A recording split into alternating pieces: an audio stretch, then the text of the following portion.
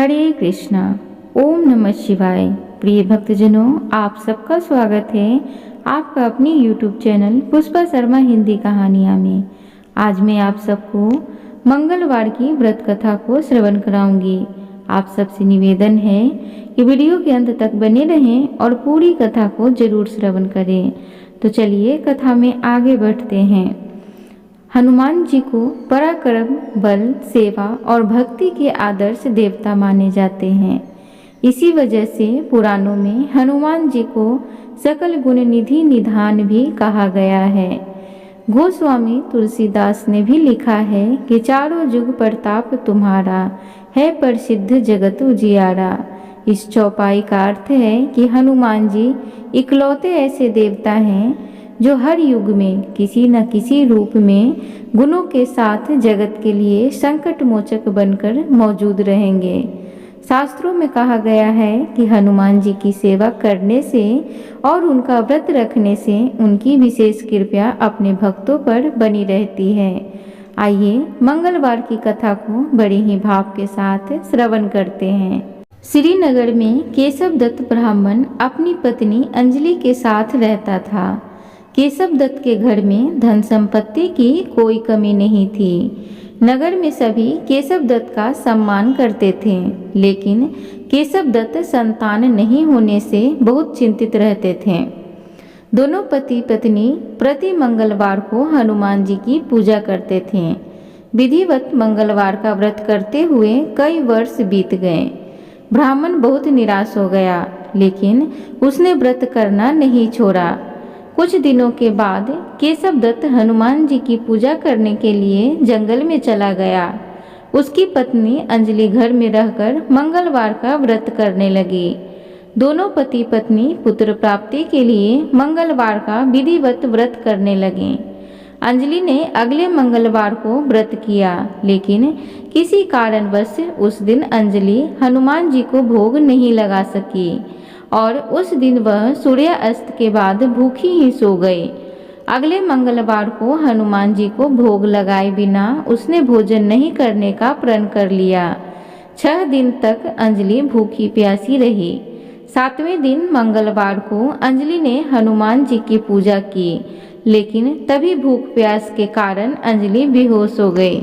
हनुमान जी ने उसे स्वप्न में दर्शन देते हुए कहा, उठो पुत्री, मैं तुम्हारी पूजा पाठ से बहुत प्रसन्न हूँ। तुम्हें सुंदराव सुयोग पुत्र होने का वर देता हूँ। यह कहकर हनुमान जी अंतर ध्यान हो गए। तत्काल अंजलि ने उठकर हनुमान जी को भोग लगाया और स्वयं भी भोजन किया। हनुमान जी की अनुकंपा से अंजलि ने एक सुंदर शिशु को जन्म दिया। मंगलवार को जन्म लेने के कारण उस बच्चे का नाम मंगल प्रसाद रखा गया। कुछ दिनों बाद अंजलि का पति केशव दत्त भी घर लौट आया। उसने मंगल को देखा तो अंजलि से पूछा, यह सुंदर बच्चा किसका है? अंजलि ने खुश होते हुए हनुमान जी के दर्शन देने और पुत्र प्राप्त होने का वरदान देने की सारी कथा सुना दी, लेकिन केशव दत्त को उसकी बातों पर विश्वास नहीं हुआ। उसके मन में पता नहीं कैसे यह कलुषित विचार आ गया कि अंजलि ने उसके साथ विश्वासघात किया है। अपने पापों को छिपाने के लिए अंजलि झूठ बोल रही है। केशव दत्त ने उस बच्चे को मार डालने की योजना बनाई। एक दिन केशव दत्त स्नान के लिए कुएं पर गया। मंगल भी उसके साथ था। केशव दत्त ने मौका देखकर मंगल को कुएं में फेंक दिया और घर आकर बहाना बना दिया कि मंगल तो कुएं पर मेरे पास पहुंचा ही नहीं। केशव दत्त के इतने कहने के ठीक बाद मंगल दौड़ता हुआ घर लौट आया। केशव दत्त मंगल को देखकर बुरी तरह हैरान हो उठा। उसी रात हनुमान जी ने केशव दत्त को स्वप्न में दर्शन देते हुए कहा, तुम दोनों ने मंगलवार के व्रत करने से प्रसन्न होकर पुत्र जन्म का वर मैंने दिया था, फिर तुम अपनी पत्नी पर शक क्यों करते हो? उसी समय केशव दत्त ने अंजलि को जगाकर उससे क्षमा मांगते हुए स्वप्न में हनुमान जी के दर्शन देने की सारी कहानी सुनाई। केशव दत्त ने अपने बेटे को हृदय से लगाकर बहुत प्यार किया। उस दिन के बाद सभी आनंद पूर्वक रहने लगे। मंगलवार का विधिवत व्रत करने से केशव दत्त और उनके सभी कष्ट दूर हो गए। इस तरह जो स्त्री पुरुष विधिवत मंगलवार का व्रत करके व्रत कथा सुनते हैं, हनुमान जी उनके सभी कष्ट दूर करके घर में धन्य धान्य संपत्ति का भंडार भर देते हैं। शरीर के सभी कष्ट, विकार, रोग सब नष्ट हो जाते हैं। एक बार बोलिए, पवन पुत्र हनुमान की जय, सियावर रामचंद्र की जय। प्रिय भक्तजनों, तो अब हम सब दूसरी कथा को बड़ी भाव के साथ श्रवण करते हैं। प्राचीन काल की घटना है। एक नगर में एक बुढ़िया रहती थी। उसके मंगलिया नाम का एक पुत्र था। वृद्धा को हनुमान जी पर बड़ी आस्था और श्रद्धा थी।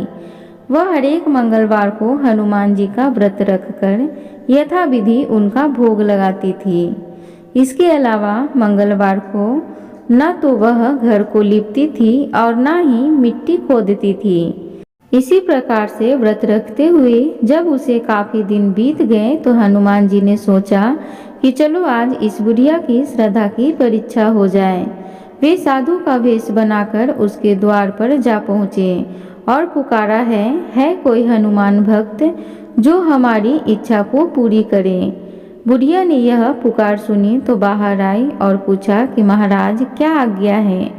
साधु के भेष में हनुमान जी बोले कि मैं भूखा हूँ, भोजन बनाऊंगा, तू थोड़ी सी जमीन लीप दे। बुढ़िया ने हाथ जोड़कर प्रार्थना की कि महाराज, लीपने और मिट्टी खोदने के अलावा जो काम आप कहें वह मैं करने को तैयार हूँ। साधु ने 3 बार प्रतिज्ञा कराने के बाद कहा, तू अपने बेटे को बुला, मैं उसे औंधा लिटाकर उसकी पीठ पर भोजन बनाऊंगा। बुढ़िया ने सुना तो उसके पैरों के तले से जमीन खिसक गई, मगर वह वचन हार चुकी थी। उसने मंगलिया को पुकारकर साधु महाराज के हवाले कर दिया, मगर साधु ऐसे ही मानने वाले न थे। उन्होंने बुढ़िया के हाथों से ही मंगलिया को औंधा लिटवाकर उसकी पीठ पर आग जलवाई। आग जलाकर दुखी मन से बुढ़िया अपने घर के अंदर जा घुसी। साधु जब भोजन बना चुके तो उसने वृद्धा को बुलाकर कहा कि वह मंगलिया को पुकारे ताकि वह आकर भोग लगा ले। वृद्धा आंखों में आंसू भरकर कहने लगी कि अब आप उसका नाम लेकर मेरे हृदय को मत दुखाओ। लेकिन साधु महाराज न माने तो वृद्धा को भोजन के लिए मंगलिया को पुकारना पड़ा। पुकारने की देर थी कि मंगलिया बाहर से हंसता हुआ घर में दौड़ा आया। मंगलिया को जीता जागता देखकर वृद्धा को सुखद आश्चर्य हुआ। वह साधु महाराज के चरणों में गिर पड़ी। हनुमान जी ने उसे अपने असली रूप में दर्शन दिए। हनुमान जी उसे सभी प्रकार से सुखों का आशीर्वाद देकर अंतर्ध्यान हो गए। एक बार बोलो, पवन पुत्र हनुमान की जय, सियावर रामचंद्र की जय। हे पवन पुत्र, जैसे आपने उस वृद्धा की सभी मनोकामना को पूर्ण किया, उसी प्रकार हम सभी को अपना आशीर्वाद देना। प्रिय भक्तगणों, उम्मीद करूंगी आज की कथा आप सबको अच्छी लगी हो, तो कृपया चैनल को लाइक, शेयर, सब्सक्राइब जरूर करें। कमेंट बॉक्स में जय बजरंगबली जरूर लिखें। धन्यवाद।